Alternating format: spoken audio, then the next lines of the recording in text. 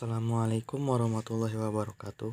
Perkenalkan, nama saya Muhammad Agi Maulana dari kelas 11 Elektronika 2. Di sini saya akan menjelaskan tentang penerapan rangkaian elektronika, sensor dan transducer. Sensor adalah suatu komponen atau peralatan yang berfungsi untuk mendeteksi gejala-gejala atau sinyal-sinyal yang berasal dari perubahan suatu energi seperti energi listrik, energi fisika, energi kimia, energi biologi, energi mekanik, dan sebagainya. Sebuah sistem pengukuran atau sistem instrumentasi. Sensor adalah elemen sistem yang secara efektif berhubungan dengan proses di mana suatu variabel sedang diukur dan menghasilkan suatu keluaran dalam bentuk tertentu, tergantung pada variabel masukannya, dan dapat digunakan oleh bagian sistem pengukuran yang lain untuk mengenali nilai variabel tersebut. Transducer adalah sebuah alat yang bila digerakkan oleh suatu energi di dalam sebuah sistem transmisi akan menyalurkan energi tersebut dalam bentuk yang sama atau dalam bentuk yang berlainan ke sistem transmisi berikutnya.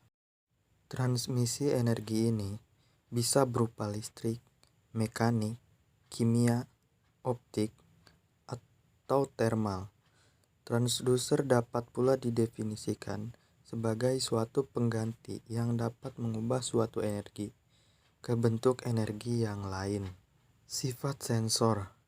Sensor dibedakan sesuai dengan aktivitas sensor yang didasarkan atas konversi sinyal yang dilakukan dari besaran sinyal bukan listrik ke besaran sinyal elektronik, yaitu sensor aktif dan sensor pasif.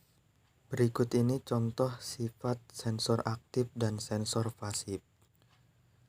Sensor aktif. Sensor aktif adalah sensor yang memerlukan bantuan sumber energi untuk mengkonversi suatu besaran bukan listrik ke besaran listrik. Sedangkan sensor pasif adalah sensor yang tidak memerlukan bantuan sumber energi untuk mengonversi sifat-sifat fisik atau kimia ke besaran listrik. Klasifikasi sensor dan transducer berdasarkan pemakaian penggunanya, berdasarkan metode pengubah energinya, dan berdasarkan sifat-sifat keluaran. Berdasarkan pemakaian atau penggunaannya. Sensor termal. Sensor termal adalah sensor yang digunakan untuk mendeteksi gejala perubahan suhu atau temperatur pada suatu benda padat, cair, dan gas. Sensor mekanis. Sensor mekanis adalah sensor yang mendeteksi sebuah mekanis seperti perpindahan atau penggesekan, posisi gerak lurus dan melingkar, tekanan aliran, level, dan sebagainya. Sensor optik. Sensor optik adalah sensor yang dapat mendeteksi pengubahan cahaya dari sumber cahaya, pantulan cahaya, atau bias cahaya yang mengenai suatu benda atau ruangan. Berdasarkan metode pengubahan energinya. Self-generating transducer. Transducer pembangkit sendiri.